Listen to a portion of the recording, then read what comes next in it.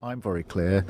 Israel must have that, does have that right to defend herself, and Hamas bears responsibility. A siege is appropriate? Cutting off power, cutting off water?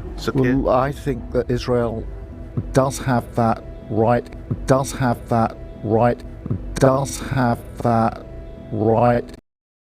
Hello everyone and welcome back to My Left Eye. You'll probably remember that clip from an LBC interview with Labour Party leader and former human rights lawyer Keir Starmer back in October. He was immediately and rightly criticised for calling for collective punishment on Palestinians and then embarrassingly tried to backtrack on his comments. And now today, following an ICJ ruling against Israel and with Foreign Secretary Lord David Cameron's announcement that the UK might soon call for recognition of a Palestinian state, it appears that the Parliamentary Labour Party are following suit and aligning themselves with the Tories yet again. This also happens to coincide with this being an election year and with polling among Labour voters in Muslim communities not looking favourable for Labour. We're going to look at a few examples of Shadow MP statements in Parliament and on today's news round, starting with Angela Rayner. Let's take a look.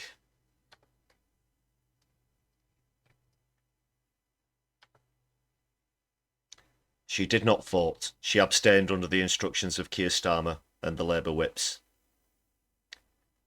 We're going to take a look at Shadow Health Secretary Wes Streeton's appearance in LBC earlier today as well.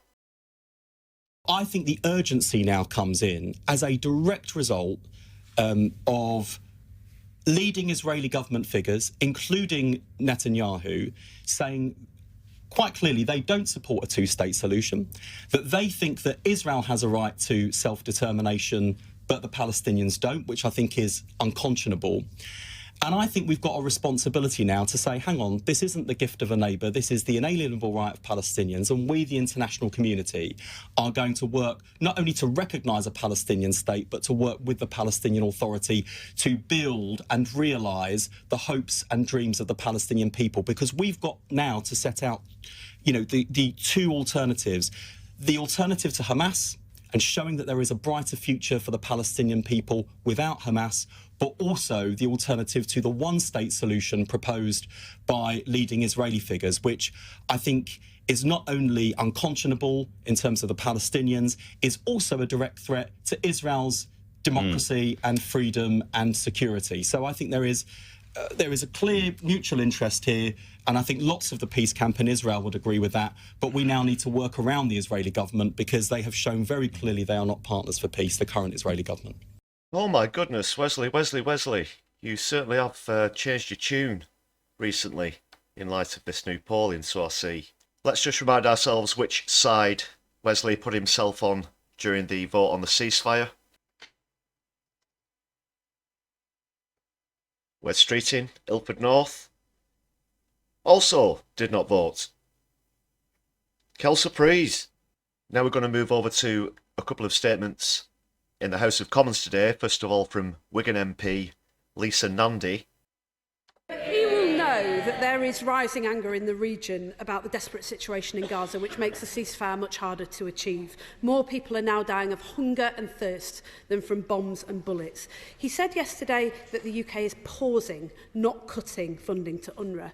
But given its critical role, will he reassure us nothing will disrupt the supply of aid, not just into Gaza, but through Gaza, now and in months to come?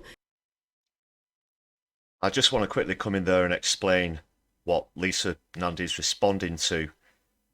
The UK has announced that it's suspending its funding to UNRWA, which supplies aid to Gazans in Palestine, because of recent allegations that members of UNRWA, which at the moment have been unproven, it's still been alleged that members of UNRWA were involved in the Hamas attack on October 7th. That's just a quick explanation what Nandy's responding to there. Also, quickly want to point out to the left of Lisa Nandy there, you can see Tottenham MP David Lammy enthusiastically nodding along, almost a little too enthusiastically. We're going to get onto him shortly, but let's hear the rest of what Wigan MP Lisa Nandy has to say. He's right that these are serious allegations and we should be robust about how UK aid money is spent, but it would be unconscionable if we allowed anything to stand in the way of UK aid reaching those children right now. Will he promise that the UK will move heaven and earth to get it to them? Again, let's see how Nandi voted. I think I could be getting 3 out of 3 here. Let's see. Again, following Starmer and the whips. Secretary David Lammy. Mr. Speaker, for a decade now, the Labour Party has supported Palestinian recognition. As Keir Starmer has said, statehood is not the gift of a neighbour, it is the inalienable right of the Palestinian people. I welcome the Foreign Secretary adopting this position and rejecting the notion that recognition can only follow the conclusion of negotiations. After the unacceptable comments by Prime Minister Netanyahu, does the Prime Minister agree with me that no country has a veto over the UK's decision to recognise Palestine? Now, David Lammy is, of course, a member of the LFI, Labour Friends of Israel. He's also one of the Labour MPs who tried to disassociate themselves from Jeremy Corbyn after Labour lost the last election, and also followed the anti-Semitism trope in that any criticism of Israel was being obviously incorrectly and callously used to point accusations of anti-Semitism against people showing support for a ceasefire in Gaza and support for Palestine. Lisa and Andy alike also followed those tropes. So let's just quickly remind ourselves that David Lammy was also one of the MPs to abstain on the vote on the motion. You can see he did not vote. However, there have been some Labour MPs who throughout their careers have continued to support Palestine and also recently refused to bow to Keir Starmer and the Labour whips. One of them in particular is Zara Sultana.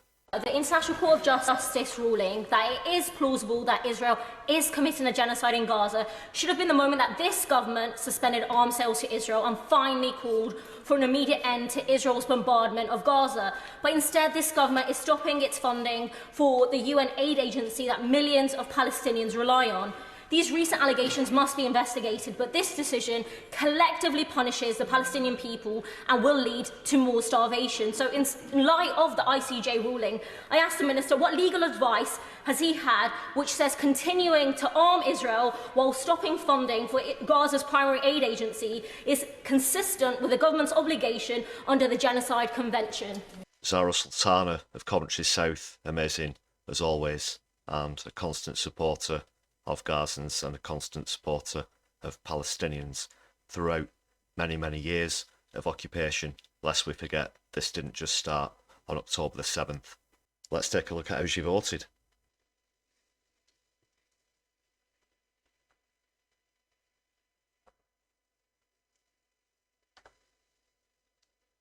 Zara Sultana voted in favour of the motion.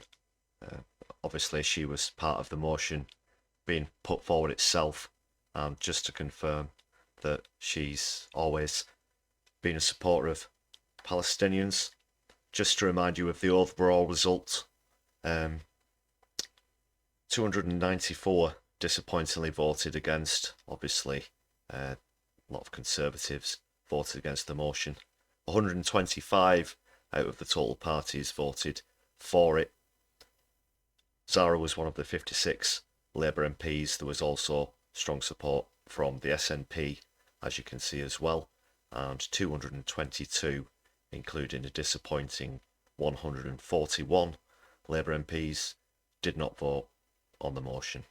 But I'd love to know your thoughts in the comments about whether you think this is just electioneering, or if you think that some of these MPs are genuinely starting to show genuine support for Palestine, or if you think it's, again, just not quite a coincidence that this is an election year. But throw us your thoughts in the comments, and again, thanks for joining us here on My Left Eye. Until next time, take care everyone.